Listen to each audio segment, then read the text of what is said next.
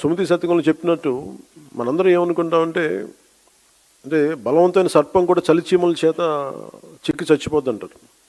మనందరం ఏమనుకుంటాం, మనకు స్థాయి లేదులే, మనందరం చిన్న మనుషులే పెద్దలు అనుకుంటాం, ప్రతి ఒక్కరు ఈజీగా మాట్లాడేయచ్చు అనుకుంటాం. కానీ ఇలాంటి ప్రతి వ్యక్తి ఈ మధ్య మీరు చూస్తా ఉన్నారు కొంచెం కాక్రోచెస్ అనే ఇది కూడా అని నాకు సుమతి శతకం గుర్తొచ్చింది.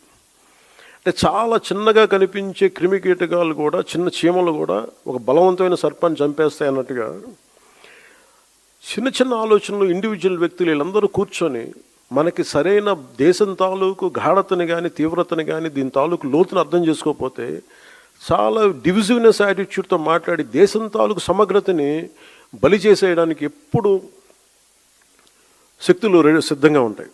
అలాంటి అలాంటి ఆలోచన ప్రవాహంలో మనం చిక్కుకోకూడదు అన్న భావన తెలియజెప్పడానికి ఈ ఢిల్లీని వేదికగా పెట్టాం.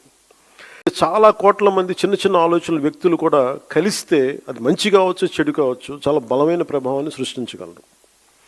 అందుకని ఈ విభజనవాదాన్ని సృష్టిస్తున్నారు. లేదంటే ఇలాంటి పరిస్థితుల్లో మనం దాంట్లో భాగస్వామ్యం కాకూడదు, దాంట్లో మనం ఎంత ఎదురెడ్డి పోరాడాలని చెప్పడానికి దీని తాలూకు ముఖ్యాంశం. సో మిమ్మల్ని అందరినీ ఇక్కడికి ఆహ్వానించడంలో నా ముఖ్య ఉద్దేశం ఒకటి, ఒక బాధ్యత గల రాజకీయ పార్టీగా ఈ ఆశయాన్ని మరింత స్వాతంత్ర్య స్ఫూర్తిని ముందుకు తీసుకెళ్ళటం, మన ఫౌండేషన్ ఫాదర్స్ని గౌరవించడం ఈరోజు ఈ సమావేశం యొక్క ముఖ్య ఉద్దేశం.